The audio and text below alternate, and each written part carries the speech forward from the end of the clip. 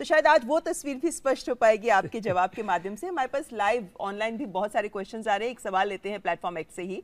यहाँ विवेक मिश्रा इस बात को पूछ रहे हैं कि यूपीएससी में जो प्रीलिम्स सीसैट पेपर होता है उसमें मैथ्स, रीजनिंग और कॉम्प्रिहेंशन पर बहुत जोर होता है और इसमें क्या है कि जो इंजीनियरिंग बैकग्राउंड के बच्चे हैं उनको शायद ज़्यादा फ़ायदा मिल जाता है इस चीज़ का। और ये मैं कहना भी चाहूँगी कि ये सवाल एक ऐसा सवाल है जो हमें मेल्स पर भी बहुत ज़्यादा लोगों ने पूछा है और शायद हमें लाइव भी बहुत सारे ऐसे सवाल और मिलते रहेंगे। लेकिन सब क्या ये बात सही नहीं है? क्या उन बच्चों के साथ नाइंसाफी नहीं हो जाती जो ह्यूमैनिटीज़ पढ़कर आते हैं और उनको ये वाला पेपर देना पड़ता है क्योंकि they do feel CSAT is best?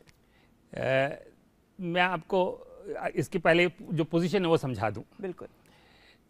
हमारे GS1 और GS2 दो पेपर होते हैं। GS2 को बहुत सारे लोग सीसैट पेपर के नाम से जानते हैं। सीसैट जो है वो केवल एक क्वालिफाइंग पेपर है और इसमें इसके मार्क्स मेरिट में नहीं जुड़ते हैं।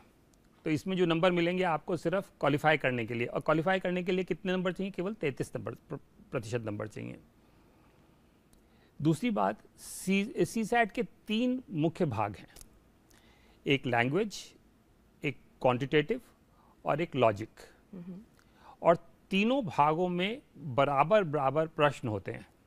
अगर हम देखें, लॉजिक का मतलब रीजनिंग, जो कि आम कॉमन सेंस से किए जाने वाले प्रश्न हैं। लैंग्वेज वाले, जिनमें ह्यूमैनिटीज़ वालों को थोड़ा ज़्यादा फायदा रहता है, और क्वांटिटेटिव वाले प्रश्न जिसमें थोड़ा मैथमेटिक्स और साइंस बैकग्राउंड वालों को थोड़ा ज़्यादा फायदा रहता है। तो एक तरह से ये इवनली बैलेंस्ड है और ये इसीलिए किया गया क्योंकि हम हर तरह के क्वालिफिकेशन वाले बच्चों को ऑप्शन देते हैं इस एग्जाम में देने के लिए, सबको बराबर से लाने के लिए। लेकिन एक और बात है, चूंकि ये तीनों बराबर हैं और 33-34% हर सब्जेक्ट में आते हैं, अगर आप एक भी सब्जेक्ट में आप की महारत है तो आप निकल जाएंगे, क्योंकि 33% ही चाहिए, दूसरे में कुछ भी नंबर आए करना है, सिर्फ क्वालिफाई करना है। तो इसलिए ये मोर और लेस क्वालिफाई जो है सबके लिए सामान्य है। और ये बहुत ज़रूरी भी है क्योंकि आगे चल के जब सिविल सर्विसेज में आप जाएंगे तो इसकी आपको सबसे ज़्यादा ज़रूरत पड़ने वाली है आपके कार्यभार में।